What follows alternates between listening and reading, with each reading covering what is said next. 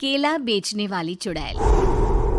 एक बार की बात है, जादूपुर नाम के एक गांव में करतब दिखाती एक औरत एक रेड्डी के लिए गांव में आती है। आइए आइए मेहरबान कदरदान, खाइए रोहड़ा के ताजे ताजे केले। कभी खाए नहीं होंगे ऐसे केले, पीले पीले केले खाइए। ये कहकर रोहड़ा हाथों में 4 केले लिए उन्हें सर्कल में जोर जोर से हवा में उछालती हुई करतब दिखाती है, जिसे देखकर आसपास के सारे बच्चे अपने अपने मम्मी पापा से उस औरत के पास जाने की जिद करने लग जाते हैं। पापा, ऐसा तो सर्कस में बॉल से होता है ना, ये आंटी तो केले से कर रही है। चलिए ना पापा, देखते हैं। रोहड़ा एक पतली सी तार पर चलती हुई केलों से करतब दिखाती है। आते जाते सभी लोग बाहर रुककर उसके करतब देखते हैं और वाह वाही करते नहीं थकते। जैसे ही एक आदमी पास आकर उसे पैसे देने लग जाता है, तब वो कहती है, अरे नहीं नहीं साहब, मैं करतब तो बच्चों के मन को बहलाने के लिए करती हूँ। धंधा तो मेरा केले का है। पीछे देखो मेरी रिड्डी, जो भी मेरे केले खाएगा मेरी तरह चुस्त दुरुस्त और तंदुरुस्त हो जाएगा। पता चलता है क्या कि मेरी उम्र 55 की है। अरे पर ऐसे ठंड के मौसम में कोई केला क्यों खाएगा? ये ऐसे वैसे केले नहीं है साहब, ये शरीर में गर्मी देते हैं। ठंड को दूर भगाए जो भी रोहिणा के केले खाए। पापा, अगर मुझे केले नहीं मिले तो मैं घर नहीं जाऊंगी। तभी उसके पापा कहते हैं कि बेटा, केले ठंड में कभी गर्मी नहीं देते। ये सब कहने की बातें हैं, सामान बेचने का तरीका है इनका। पर पिंकी नहीं मानती। मैं केले खाऊंगी। पिंकी की जिद के आगे नत्थू हार जाता है और उसे केले खरीद कर दे देता है। पिंकी खुश होकर केले घर ले आकर खाती है। अब मैं भी करतब करूंगी, कितना मजा आएगा। जादुई केले। पिंकी पहला केला खत्म भी नहीं करती कि वो बेहोश हो जाती है। दूसरे केले से एक काला धुआं आता है और रोहड़ा चुड़ैल बनकर बाहर निकल आती है। मेरे भूतिया केले बच्चे न खाए, ऐसा हो ही नहीं सकता।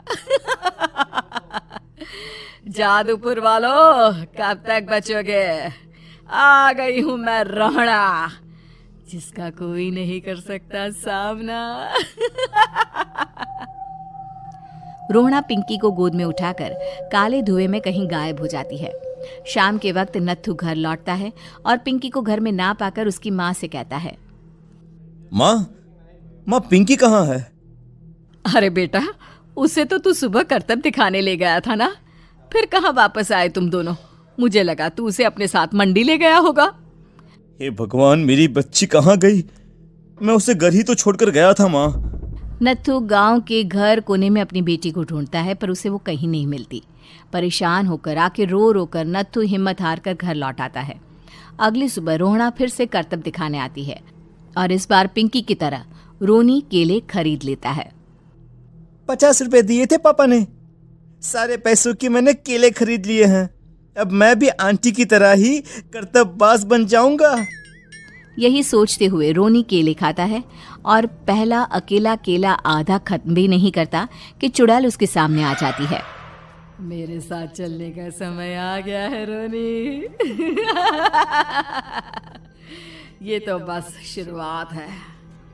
अब इस गांव के सारे बच्चे धीरे धीरे मेरे कब्जे में होंगे, एक बच्चा भी नहीं बचेगा। ये कहकर रोना रोनी को गोद में लेकर काले धुएं में अदृश्य हो जाती है। इसके बाद हर रोज गांव में से कोई ना कोई बच्चा गायब होता, पर ऐसा क्यों हो रहा है किसी को भी समझ में नहीं आ पा रहा था। रोज की तरह अपनी बेटी पिंकी की तलाश में नत्थू गांव के एक तालाब के पास बैठा रो रहा था। कहाँ गई मेरी पिंकी? शकुंतला के जाने के बाद एक वही तो मेरा सहारा थी। अरे उसकी आत्मा कोस रही होगी मुझे कि मैं अपनी बच्ची को संभाल भी नहीं पाया। नत्थू ये कहता हुआ रो ही रहा था कि तभी तालाब में से उसे शकुंतला की आवाज सुनाई देती है। कहाँ थी तुम शकुंतला? हमारी बच्ची और सारे गायब हुए बच्चे रोहड़ा के कब्जे में हैं। वो बच्चों को जो केले देती है उससे बच्चे बेहोश हो जाते हैं और उसके कब्जे में आ जाते हैं और वो उन्हें ले जाकर काली दुनिया में ले जाती है। पर वो ऐसा क्यों कर रही है? ये मैं नहीं जानती, पर उस दुनिया का रास्ता मैं आपको बता सकती हूँ। जहां ये नदी खत्म होती है वहां एक केले का पेड़ है, उसके नीचे एक दरवाजा है, वहीं से रास्ता जाता है उस दुनिया का। ये कहकर शकुंतला की आत्मा गायब हो जाती है। गांव के सभी लोग झुंड बनाकर उसी रास्ते से काली दुनिया में चले जाते हैं और वहां देखते हैं कि सारे बच्चे वहां काम कर रहे थे। पापा मुझे ले चलो यहाँ से। पापा पापा। सभी बच्चे अपने मम्मी पापा से लिपट जाते हैं। तो तुम लोग यहाँ तक आ गए? क्यों हमारे बच्चों को पकड़ लिया तूने? तुझे शिकार ही बनाना है तो ले, हम सब आ गए हैं, हमें खा ले। नहीं, मुझे बच्चे चाहिए। मेरे बच्चे के बदले तुम लोगों के बच्चे। क्या मतलब?